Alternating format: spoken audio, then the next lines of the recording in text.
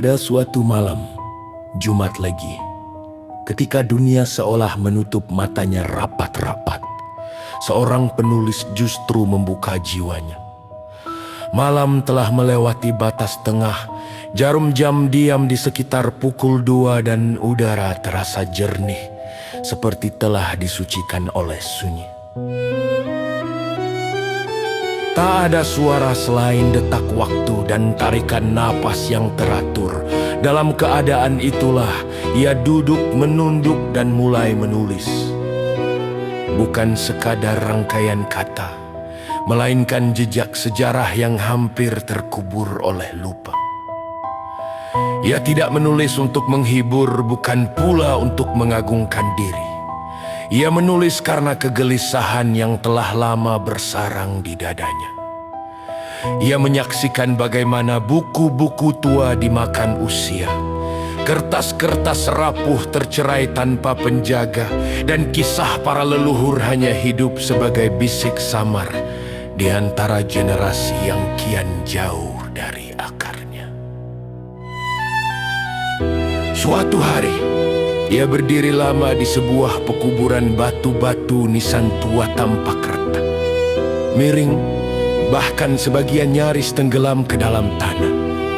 Tak ada bunga segar, tak ada doa yang terdengar. Di sanalah ia merasa seolah sejarah sedang menangis.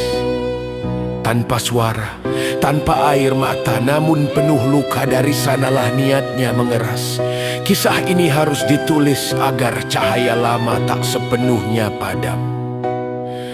Kisah itu bermula jauh sebelum malam penulisan ini, jauh ke masa ketika tanah Darmayu masih berupa hamparan hutan, sungai, dan ladang sunyi.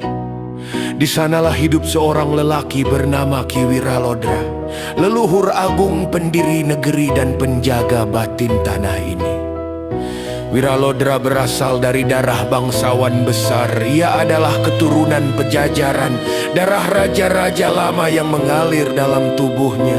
Dari garis keturunannya kelak lahir para tumenggung, adipati, dan pemimpin-pemimpin yang menyebar ke berbagai penjuru, ke Mataram, Majapahit, Bagelen, hingga wilayah-wilayah lain yang kelak membentuk wajah Jawa. Nama-nama besar diturunkan dari generasi ke generasi, dari mulut ke mulut, dari tembang ke tembang. Gagak Pernala, Gagak Wirahandaka, Wirasecapa Kartiwangsa, dan anak cucu yang kelak memikul amanah negeri. Namun di antara deretan nama itu, Wiralodra berdiri sebagai pangkal akar yang menancap paling dalam. Tetapi Wiralodra bukan hanya bangsawan. Ia bukan sekadar pemegang silsilah atau pewaris tahta. Ia adalah penempuh laku. Di saat banyak orang mengejar kuasa, kemegahan, dan pengaruh, Wiralodra justru memilih jalan yang berlawanan. Ia menjauh dari hiruk pikuk, meninggalkan kemilau dunia, dan memasuki jalan sunyi. Ia memilih kesendirian bukan karena lemah, melainkan karena mengerti bahwa tidak semua kebenaran ditemukan di tengah sorak-sorai manusia.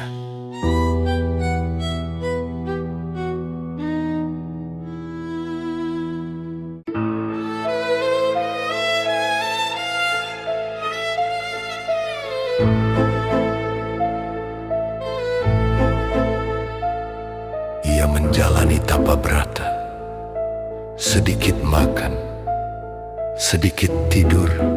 Banyak diam hari-harinya diisi dengan pengendalian diri dan penjernihan batin. Dalam keheningan itu, ia berbicara kepada Yang Maha Ada tanpa kata. Ia melangkah perlahan melalui tangga-tangga batin. Syariat sebagai pijakan, hakikat sebagai kedalaman, hingga akhirnya makrifat sebagai puncak pemahaman. Tujuannya bukan kekuasaan, bukan pula kemasyhuran, melainkan kesatuan.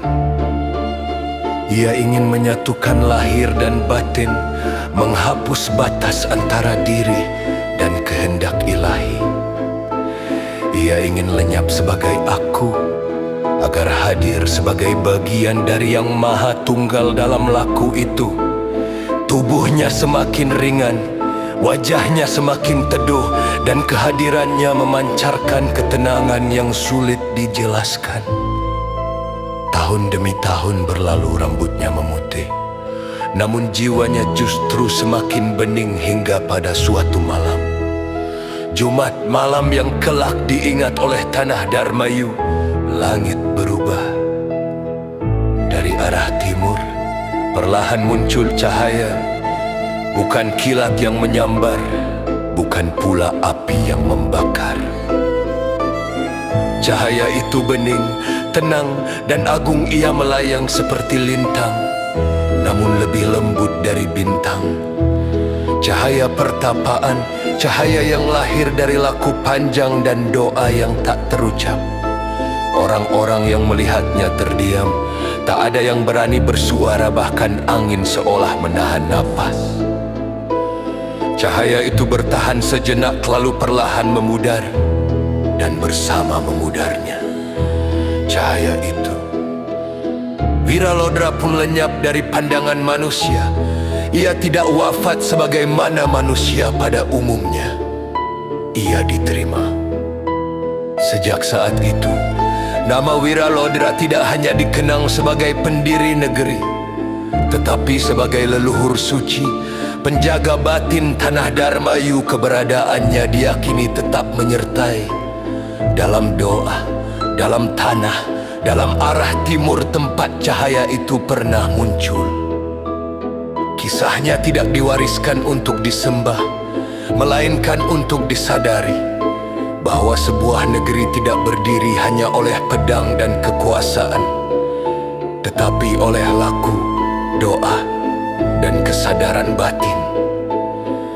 Bahwa cahaya sejati sering datang dari arah yang sunyi, bukan dari pusat gemerlap dunia. Dan penulis itu di malam Jumat Legi hanya mencoba menjadi penghubung antara masa lalu dan masa kini, antara yang terlihat dan yang tersembunyi. Ia tahu kisah ini belum selesai. Apa yang tertulis hanyalah pembuka gerbang.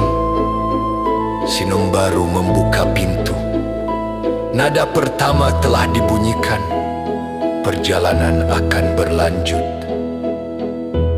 dalam tembang kinanti.